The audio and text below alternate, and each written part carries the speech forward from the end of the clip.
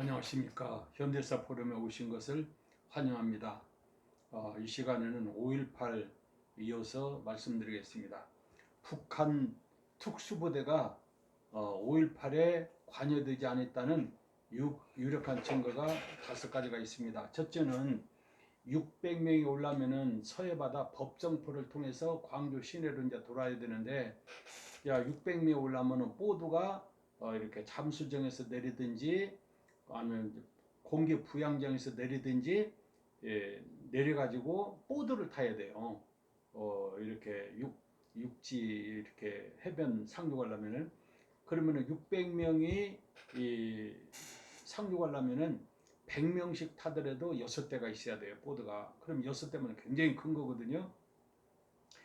그러면 6대를 타고 와가지고 이제 모래벌판을 지나서 이제 육지에서 법성포로에서 이제 광주 시내로 들어온다면은 그 보드를 이제 모래다가 묻어야 되거든요. 흔적이 없으니까. 근데 지금까지 30년이 지났지만은 보드를 찾은 일이 없어요. 하나도 나타난 일이 없어요. 그러니까 북한 특수군이 서해바다를 통해서 광주 시내를 침입했다는 것은 그건 거짓말이에요. 있지도 않는 소리요. 두 번째, 이제 600명 왔으면은 공수부대가 3,400명이요. 이게 보병사단이 광주 시내를 포위하고, 그러면 싸움이 붙으면은 600명은 다 죽어버려요. 두 번째로는 600명이 이제 광주 시내로 와서 광주 시민들을 선동을 해서 5.18이 일어났다면은 이게 보병사단 20사단하고 31사단이 광주 시내를 포위하고, 그 다음에 3공수, 7공수, 11공수 3,400명이 광주 시민들을 투드로 패기 시작했는데, 600명이 들어갔으면은 그 3,400명 공수부대가 가만두겠어요? 다 그냥 쏴서 죽여버리죠. 그리고 이게 보병사단이 바보같이 가만히 있겠어요?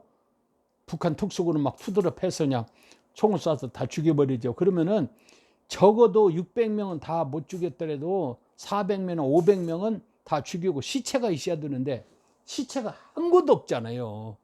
그래서 북한군 500명이 600명이 와서 선동을 해서 5.18이 일어났다는 것을, 이건 거짓말이에요. 세 번째로는 북한군이 올 때는 그래도 먹을 것을 갖고 올 것 아니에요. 무기가 있어야 되고, 그리고 뭐 휴대폰이 휴대한 뭐 물건이 있고. 근데 북한군이 올 때 무기나 먹을 것이나 하나도 뭐 증거가 지금 없잖아요. 전혀 없어요. 그러니까는 북한 특수군이 600명 왔다는 것은 거짓말이죠. 그 다음에 이제 네 번째로는 88년도 이렇게 청문회를 했잖아요. 5.18에 대해서.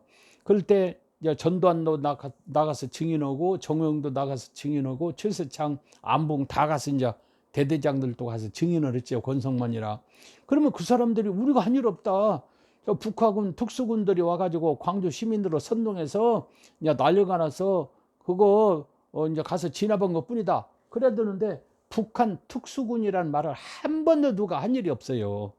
그리고 이제 여기는 못 적었는데, 다섯 번째, 1996년도에 이제 5.18 특별법이 제정됐어요. 그거는 이제 노태우 4천만 원 비자금이 이제 터져가지고 박해동이가 국회에서 떠들어서, 그래갖고는 이제 전두환, 정호영, 그다음에 노태우, 그다음에 16명 이제 공수부대 여단장들, 대대장들 싹 다 가서 조사받았잖아요. 그리고 감옥에 들어가고.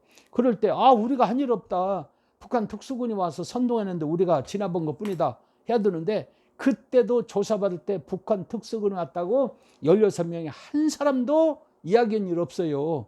그리고 지금도 7공수 대대장들, 3공수 대대장들, 11공수 대대장들, 그리고 이제 24단 연대장들 다 지금 살아있잖아요. 이 사람들이 무슨 소리냐. 북한 특수군하고 우리가 맞붙어서 싸움도 하고 무기도 탈취하고 시체도 있었다, 그런 말이 지금까지 하나도 없잖아요. 그러니까 지만은이가 지금까지 북한 특수군이 와서 5.18을 이렇게 해서 광주 시민들은 빨갱이고 나쁜 놈들이다 이렇게 떠드는 것은 다 거짓말이라, 그 말입니다. 완전히 거짓말이에요.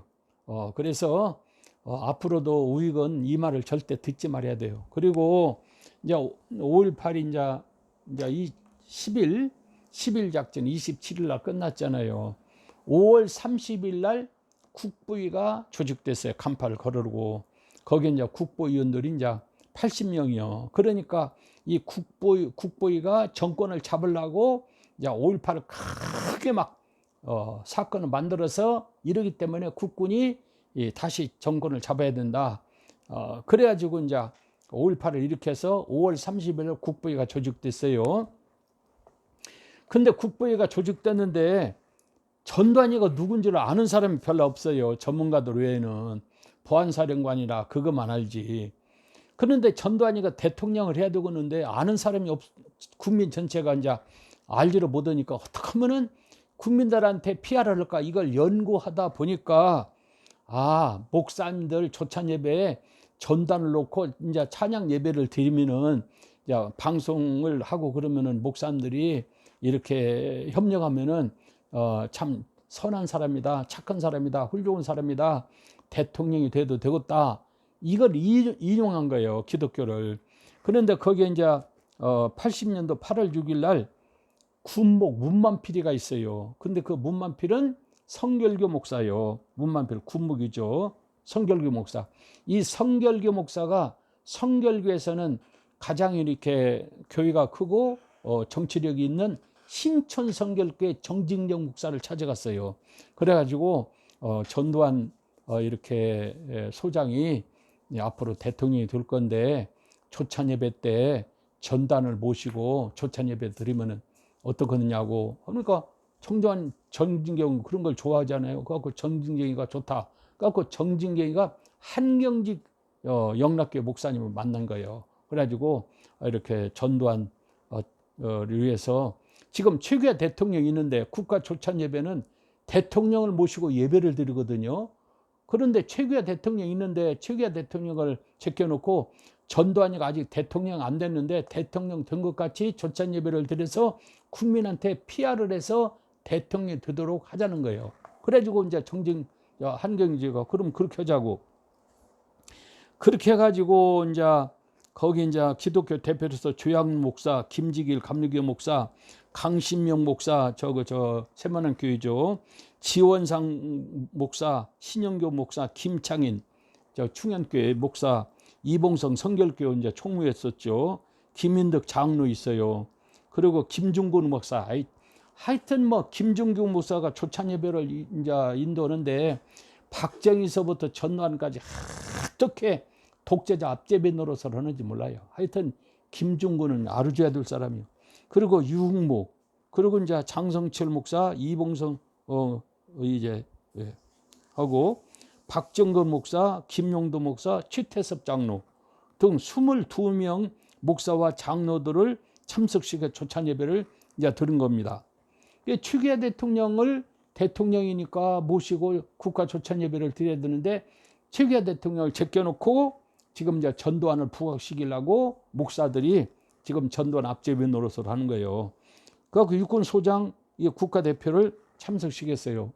그런데 여기에 초청을 받고 참석을 하는 사람이 한 사람이 있더라고요. 성결교회 권동현 목사님 있어요. 부흥사협회 회장이었는데 회장이기 때문에 초청을 했어요. 그러니까 권동현 목사님이 그 청와대에서 이렇게 참석을 하고 그러니까 초청 예배에 누가 참석하냐고. 전두환 대통령이 소장이 참석한다고. 아니 최규하 대통령이 참석해야지 왜 전두환 육군 소장이 참석하느냐고. 대통령도 아닌데 그게 뭔 일이 그런 일이 다 있느냐고. 그러니까 기독교에서 하니까 그냥 참석을 해달라고. 나 그런데 참석 못한다고. 그거는 이제 성결교 권동현 목사님만 참석을 않고 나머지는 다 참석을 했더라고요. 그래가지고 이제 아침 7시 이제 조찬 예배를 드린 거예요. 그런데 여기서 이제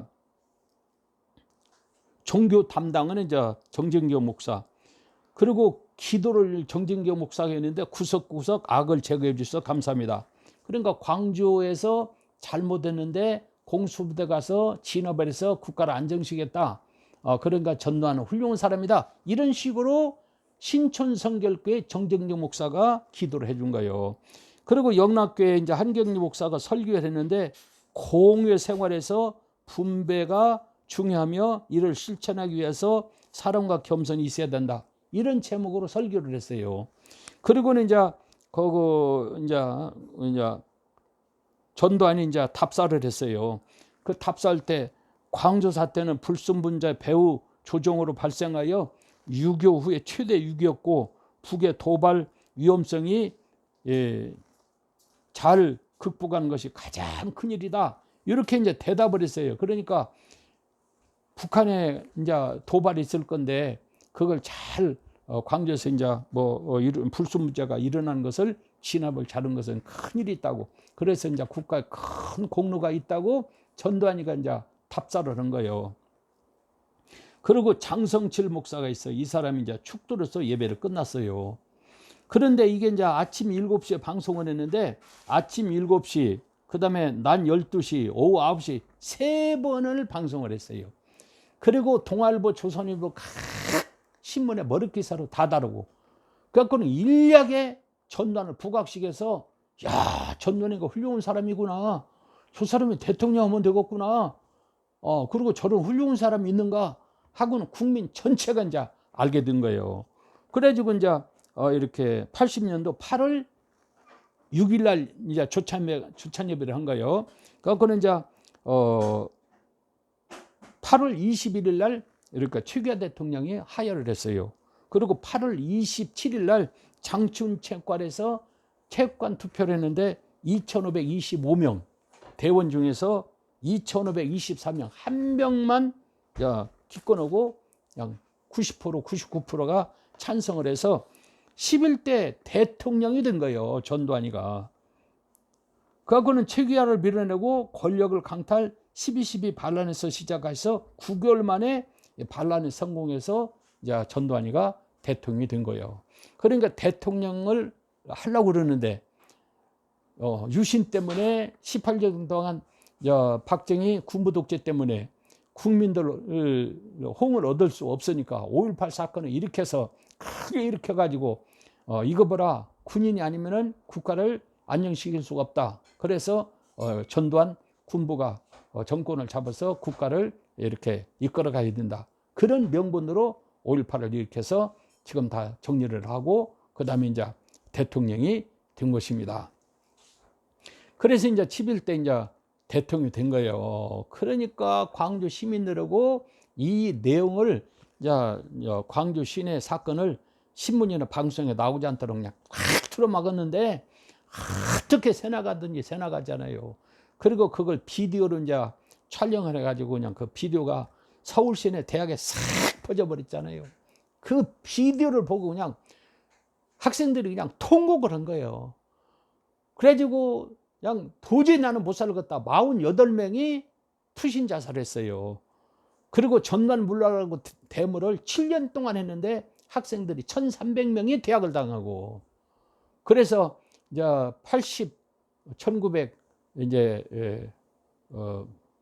86년이죠. 86년 6월 10일 날 6월 항쟁으로서 이제 전두환이 정권이 물러났죠. 그래서 7년 동안 하루도 빠짐없이 학생들이 전두환 물러가라고 데모를 했어요. 이때 좌파들이 이렇게 전두환 물러가라 학생들이 데모니까 학생들하고 같이 이제 운동을 해서 좌파가 그냥 극성장을 해서 오늘날 좌파가 이렇게 많은 이유가 그거예요. 그거는 또 이제 설명을 해드리겠습니다. 오늘은 이 시간으로서 마치겠습니다. 대단히 감사합니다.